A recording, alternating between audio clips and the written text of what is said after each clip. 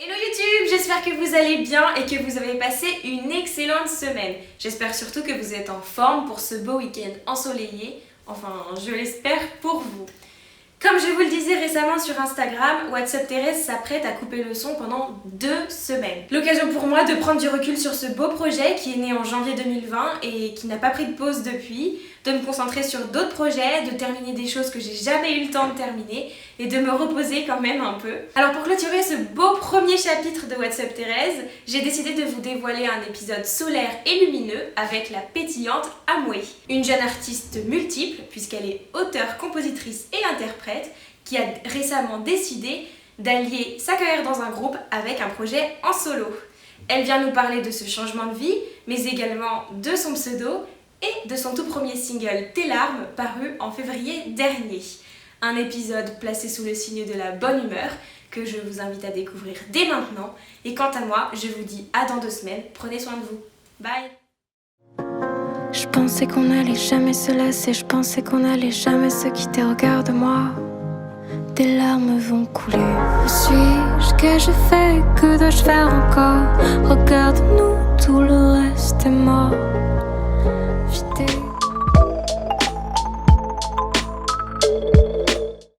Hello tout le monde, j'espère que vous allez bien. Comme vous le voyez, on se retrouve à nouveau dans ce sublime endroit. On est pas mal. Derrière, il y a le Sacré-Cœur. Ouais, vous voyez pas vous, mais nous Oui, on est j'avoue. privilégiés. Et aujourd'hui, on se retrouve donc avec une artiste que j'avais trop hâte de recevoir. C'est trop gentil. Hello, Hello. comment vas-tu? Bah super bien, franchement, tout va bien en ce moment avec la sortie du single. Ça se passe plutôt bien, du coup, je suis bien contente. Ouais, t'as l'air Ouais. en tout cas, tu rayonnes. Oh, c'est gentil. Franchement, Je pouvais pas rêver mieux pour une sortie de single. J'avoue que j'avais peur ouais, tu m'étonnes. parce que c'est mon premier son et voilà. Enfin, moi j'avais déjà fait de la scène avec mon groupe Casey Lambiste, Ouais, on va en mais parler. ça n'avait pas grand chose à voir. Là, je fais de la chanson française. C'est vraiment mon projet, c'est mes textes, du coup. Et puis tu fais partie désormais de ce qu'on appelle un peu les artistes en développement. Oui, c'est ça. Et c'est un gros mot dans lequel on range plein de trucs. Oui. Mais en attendant, la scène en développement aujourd'hui, elle douille pas mal et elle a douillé par la conjoncture sanitaire Ouais, carrément. et sociale Bah, actuelle. Et je trouve que c'est un super pari de se dire ok, je crois en ce titre, je crois en mon projet et allons-y quoi. Ouais. Bah oui. Non, c'est super, mais c'est vrai qu'avec la crise sanitaire, on se dit est-ce qu'on le sort maintenant? Ouais. Est-ce qu'on prend ce risque de développer un artiste sans concert? Mais faut prendre des risques dans la vie, j'ai envie Clairement, de dire. t'as raison. Non mais t'as raison. Et du coup, ouais, let's go. Alors il y a une question avec laquelle j'ouvre souvent cette interview. C'est de savoir qui tu es, si tu sais qui tu es. Waouh. Tu as 4 Alors, heures et demie. j'ai le vieux truc de philo de Socrate qui disait connais-toi toi-même. Ouais, exactement. Mais waouh, est-ce que je me connais? En fait, je me découvre un peu tous les jours. Et surtout, en tant qu'artiste, développer un projet, faire attention à l'image. Voilà, c'est tout un univers qui se construit au fur et à mesure. Et se connaître, je sais que j'ai des piliers, j'ai des bases. Il faut apprendre tous les jours, quoi. Et si tu devais faire ta carte d'identité musicale, donc de ton projet, Ouais. qu'est-ce que tu me dirais? Alors, j'ai une anecdote sur mon pseudo Amoué. Ouais. C'est en fait j'étais au lycée à la cantine et je mangeais avec une trop bonne amie à moi. Je lui dis voilà, moi si un jour je fais de la musique, je m'appelle Amoué. Ok. Et elle me dit ah mais trop drôle, et pourquoi, qu'est-ce que ça veut dire? Et en fait j'ai fait un baptême républicain, je suis lilloise. Ok. Et à mon baptême républicain, mes parents en fait ils choisissent un parrain et une marraine. Et mon parrain vient de Côte d'Ivoire et il m'a dit en ce jour de baptême, je te nomme Amoué. En fait ça veut dire femme libre. Et j'ai trouvé ça trop cool. C'est trop bien. Ouais. Ah, je comprends alors. Ouais. C'est hyper intriguant et puis musicalement parlant, ça dit plein de choses aussi parce que c'est très Ouais. mélodieux, tu vois. Oui. Et toi qui fais de la chanson française, Ouais. c'est assez intéressant, je trouve. Bah, on le rapproche souvent avec amour aussi. Ouais, bien sûr. Et c'est vrai que, je suis un peu romantique, Ouais, fleur de peau, ouais, tu ouais, vois. ouais. Et du coup, je me suis dit, ah, mais en plus, ça match trop bien. Et c'est intéressant parce que c'est une question que je voulais te poser, mais ça arrive très bien maintenant. Ouais. On dit souvent de toi maintenant, quand on commence à lire un peu les médias, etc., que tu fais de la pop mélancolique. Oui. Alors c'est un mot valise, Oui. mais est-ce qu'il te correspond bien? Est-ce qu'il te plaît? Alors, on te met souvent dans des cases en fait quand Ouais. tu commences à faire ton projet. Et en fait, pop mélancolique, je trouve que ça me correspond assez Parce que déjà je suis quelqu'un de très mélancolique, je suis beaucoup rattachée au passé et je suis assez rêveuse. Et la pop c'est plus pour le côté aussi un peu pétillant, parce que là j'ai présenté un premier titre qui était assez doux et assez intime, piano-voix. Ouais. Et la suite ça tire vers de la pop, j'aime aussi tout ce qui est chaleureux, ensoleillé, tout ça quoi. Tu veux pas être mis dans une seule case. Non, ouais. Est-ce que c'est important pour toi de flirter justement entre différents genres musicaux ? Oui, parce que moi, j'écoute vraiment de tout dans la musique. Je veux dire, je peux me lever le matin à écouter du gros rap d'Amso pour me donner la patate et m'endormir sur du bac ou ouais. Du coup je suis bercée par plein d'univers différents de la musique et c'est pour ça que rentrer dans une case directement ça me plaît pas trop, et j'ai envie de laisser aussi aux auditeurs et à ceux qui m'écoutent le choix de eux-mêmes s'identifier à quelle musique ils écoutent quoi. Beaucoup de personnes de la scène française veulent plus trop rentrer dans les cases. Je crois que c'est un peu daté de vouloir faire rentrer les gens dans les cases. En fait, chaque artiste a son univers à lui et mettre un mot dessus, c'est assez compliqué en fait. Ouais, et puis je suis pas sûre que ça soit très nouveau, tu vois. Oui, ne rentrez pas dans des cases quoi. Ouais, grave. grave. J'ai un autre proverbe aussi, attends. Ah vas-y, je suis chaud. C'est tous les autres sont déjà pris, alors sois toi-même. C'est vrai. C'est bien ça. Ouais. C'est intéressant que tu donnes une citation, parce que justement, je crois savoir que pour toi c'est hyper important. Ouais. Dans ton premier titre dont tu parlais tout à l'heure, dont tu vas nous parler, tu as des références assez classiques. Oui. Raconte-nous, explique-nous un peu, tu l'expliqueras mieux que moi. Déjà, j'ai fait un bac littéraire. Par la suite, j'ai commencé à faire des études de droit. Alors, je me suis ennuyée comme pas possible, mais je faisais ça pour assurer les parents, un peu. Bien sûr. Et après, en fait, vu que je m'ennuyais, je me suis inscrite au conservatoire de Lille. Ouais.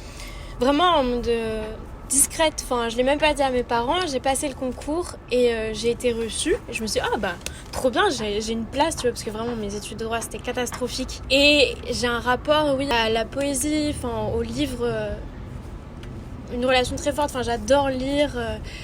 Ça me nourrit mon imaginaire, ça nourrit mon écriture. Et dans tes larmes, justement, je fais une référence à un des textes que j'ai étudié, que j'ai joué, tu vois, au conservatoire. C'est Andromaque de Racine, où en fait c'est un monologue, le monologue d'Hermione qui dit « Où suis-je, qu'ai-je fait, que dois-je faire encore ?» Déjà c'est un clin d'œil à mes études au conservatoire, et en plus ce monologue je le trouve sublime. Et quand j'ai écrit Tes larmes, je me suis retrouvée un peu dans la même situation qu'Hermione, c'est-à-dire entre le doute de la colère, la vengeance, quand tu t'es séparée, t'as vraiment deux pendants, c'est-à-dire t'as envie de crier, t'as envie de taper la personne, tu t'as vois, envie de pleurer aussi, c'est ça. Et de l'autre côté c'est t'as un amour inconditionnel pour la personne, et c'est entre la haine et l'amour, et voilà, c'est pour ça que je l'ai mis dans mon texte. La chanson elle parle, elle a l'air de bien plaire sur YouTube et tout, sur les plateformes. C'est cool. Comment on se sent quand on a commencé, justement, c'est intéressant que tu nous en aies parlé, c'est quand on a commencé des études classiques, qu'on s'est stoppé en disant ok, j'ai pas ma place, j'ai envie de faire du théâtre, de la musique, et ça pourrait être il est 15 heures. Non, 16 heures. Il est 16 heures au clocher du village. C'est important pour toi d'arriver avec un titre aussi fort, et en même temps c'est un thème qui parle à tout le monde, mais qui est quand même très personnel. Oui, c'est vrai que il y a tellement de chansons d'amour qui ont été écrites, qui ont été chantées, et c'est vrai de sortir du lot de tout ce qui a déjà été écrit, c'est un peu compliqué, mais je pense que dans chaque chanson d'amour, dans chaque chanson de rupture, chacun y met un peu du sien. En fait, j'ai voulu me dire voilà, c'est mon projet, en étant complètement sincère en fait avec les gens qui allaient m'écouter, et d'accepter aussi cette vulnérabilité, parce que je trouve que on est dans une société un peu où il faut toujours qu'on soit forte, il faut toujours montrer le meilleur de nous-mêmes, etc. Et en fait, j'ai envie de dire, mais c'est ok d'être mal et de se sentir tellement mal et de pleurer. Et c'est pour ça que j'ai écrit cette chanson aussi, parce que, tu vois, l'amour, c'est une expérience de vulnérabilité. Et quand tu t'attaches à la personne, quand elle part, tu te retrouves un peu seule. Et voilà. Et puis je pense que c'est aussi très valable dans toutes les relations fortes, tu vois. Oui. On parle d'amour ici, mais ça peut être aussi un amour Amical ou bien quand tu perds quelqu'un. Parce que moi, cette chanson, elle m'a parlé aussi, parce que tu peux parler d'amour, de rupture, mais de rupture dans tous les sens du terme. Quelqu'un qui part pour toujours. Ouais, ben moi, c'est marrant parce que j'ai des personnes qui m'ont écrite après avoir écouté tes larmes. Et pareil, j'ai eu une personne qui m'a dit mais moi, en fait, elle me fait penser à ma mère qui est partie, tu vois. Et je pense que ça peut être aussi vu comme un exutoire pour ton auditoire, justement. Ouais, voilà. C'est très intéressant. Ouais, puis c'est aussi pour les rassurer en disant... on a tous vécu ça dans notre vie et on le vivra c'est tous ok plusieurs de fois, pleurer, peut-être. quoi. Ouais. Oui, c'est ok. C'est une très... Moi, j'aime bien dire ça en ce moment. Oui, moi c'est aussi, okay. c'est ok. Mais je crois que c'est la phase confinement mais où c'est tu ça. dis non, mais c'est ok. Si tu fais rien. Si tu fais rien la journée, c'est ok. Ouais. Non, mais c'est... Et je crois que ça nous a aussi appris, parce qu'on est sensiblement de la même génération, je pense. Et...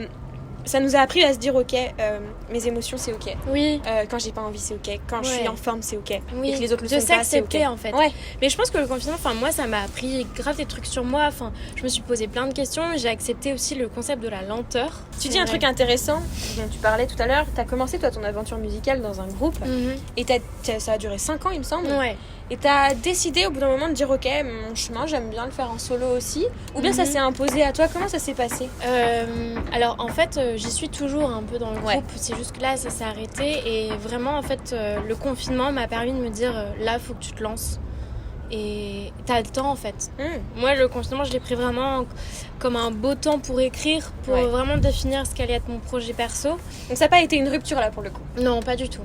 Non. Ça c'est bien aussi certainement pour ton cheminement à toi. Carrément. Et ça détermine aussi certainement pour toi la suite. Est-ce que tu peux nous parler de la suite justement? Oui.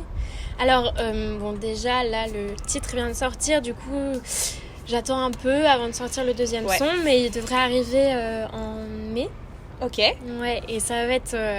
je prends un peu le contre-pied. Là, c'est un son qui va être beaucoup plus chaleureux, beaucoup plus solaire, qui va nous faire du bien, je pense, pour les vacances. Ah. Et un EP sortira certainement cet été. D'accord. Et l'album en 2022. Ok. Certainement. Ouais, c'est un joli cheminement et je crois que t'as raison quand tu dis je veux me laisser le temps d'instaurer les choses. Oui. Parce que je crois, tu parlais de lenteur, c'est très intéressant parce que je crois que tout le monde... faut pas presser non plus les choses. Ouais. Et puis il y a eu tellement de trucs. Alors je suis pas contre, au contraire ça me fait plein de trucs à dire et tout. Oui. Mais il y a eu tellement de gens qui ont dû sortir à un moment parce qu'ils avaient attendu. Et qu'il y a eu un moment où tu peux plus attendre. C'est plus possible.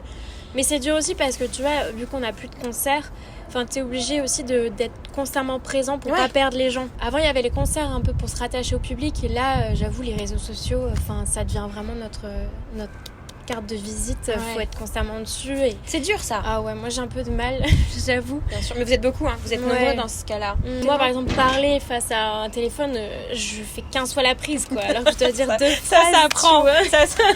Ça. Moi il y a un an et demi, j'étais là. Oh déjà bref, tu ressembles à rien. Ouais, c'est ça. Trop de filtres, ça marche pas.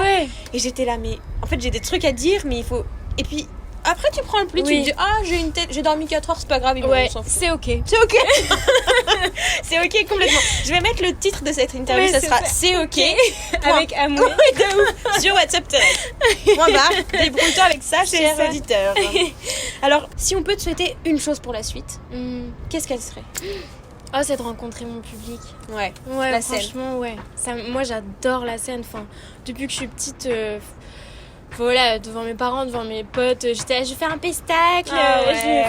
J'adore ça et ça me manque énormément. Vraiment, j'adore. Merci beaucoup d'être venue sur cette chaîne. Ouais, je t'en prie. Merci de ta bonne humeur. Oh, franchement, cool. Ça fait plaisir de t'avoir reçue ici. Merci à toi. J'ai vraiment hâte de voir la suite. Oui. On peut pas trop en dire, mais vous avez quand même quelques dates clés. Et vous allez danser. Ouais, ça c'est bien. Non, mais c'est bien, il nous faut des titres pour accompagner cet été dont on ne connaît pas trop la couleur la suite, encore. Ouais, j'avoue. Bon, on croise les doigts quoi. De fou, et puis on croise les doigts pour toi. Merci. On te souhaite tout le meilleur pour la suite. Merci, c'est adorable. Et à très bientôt tout le monde. What's up Thérèse?